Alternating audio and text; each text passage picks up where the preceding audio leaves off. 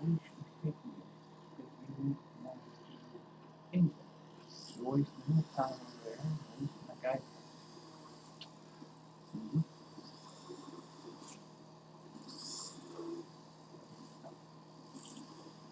Hey, everyone. Um, Boy, today is just kind of a bad situation with George today.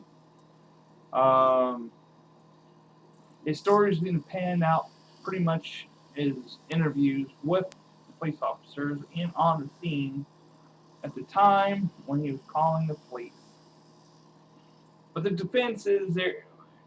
His story is true, right? It's like it's even coming up with the truth. But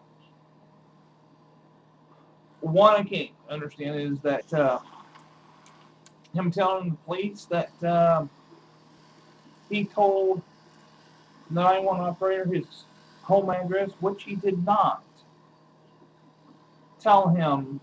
Tell them his home address so the police could find him, where he was. And then he was telling the detective that he was at the clubhouse by the mailbox. Was he? No, it shows the sign he's following Trayvon in the neighborhood that way, the one way leading towards the back. So what is the story? Then he gets out there, showing the police officer that this is how I chased him. I got out of the car, but he was still told not to chase him. Do not chase him, but he did. He pursued him. He was the pursuer. He was the one who caused the problem in the first place. He was the predator after all, showing that he was the predator, that he was afraid. I'm afraid to go. I didn't want to go up to him, but the detective says he worked with children. He didn't announce who he was. And then the question is that one time he's saying he was coming back from the grocery store. But the other time he says he was on duty for the neighborhood watch. So which one is it?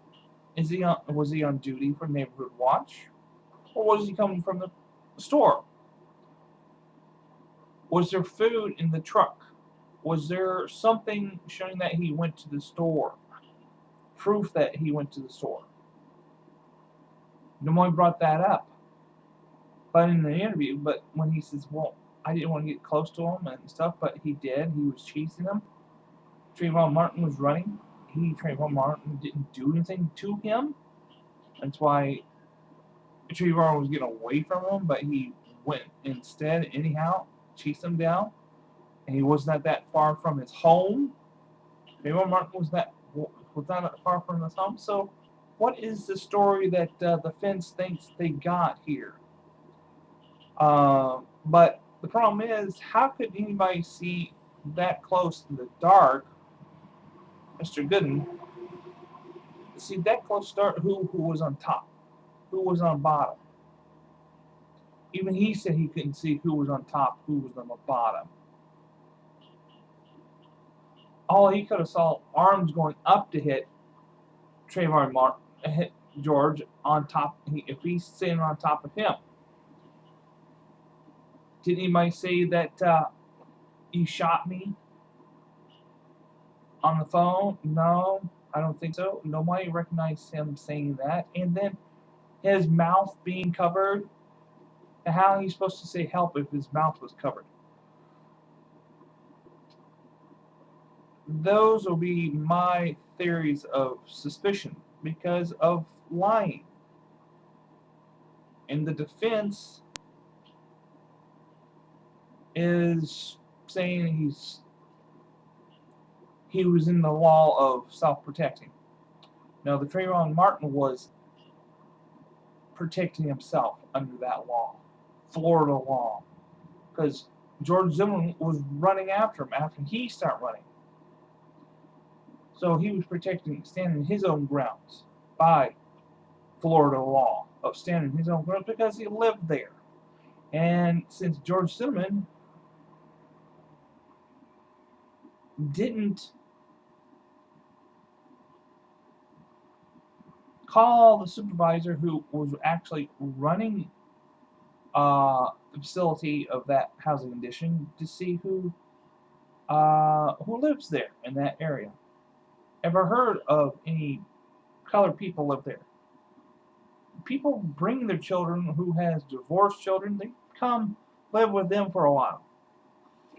So, and the police department didn't have no records of Trayvon Martin's criminal records with them.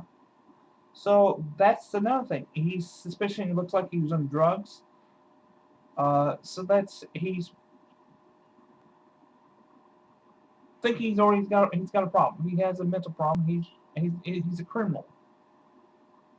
George already pronounced him as a criminal at the time of the murder, and his others linking to that day, telling his story. Well, we had other break-ins. He's not. And then comes, oh, I can't remember half the time. Well, if he can't remember half the time, he should not be a neighborhood watchman. You know? But these two officers, two detectives, seems like the stories you hear after when they all play the 911 calls to George Zimmerman,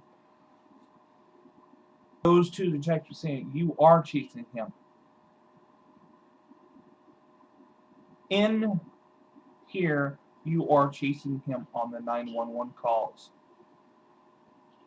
He was a predator, not the other way around. Trayvon Martin was the innocent person. And the detective says, you think everybody is a criminal? Because your housing condition got robbed several times, because he was looking around the house. He was looking for the numbers. It was dark, pitch black, to see what number it is for his home. You know, it's so dark, raining outside. As a newspaper person, I even have to go up to homes to see numbers on the houses, to make sure I deliver the newspaper to the right person. See, George has that mind of, like I said on my last video, is he a Ku Klux Klan? He was that night. The judge and jury shot him. Then complain, oh, I don't remember shooting him, but he was telling that to several neighbors that I shot somebody. So, what do you think? Tell me. Talk to you later. Bye now.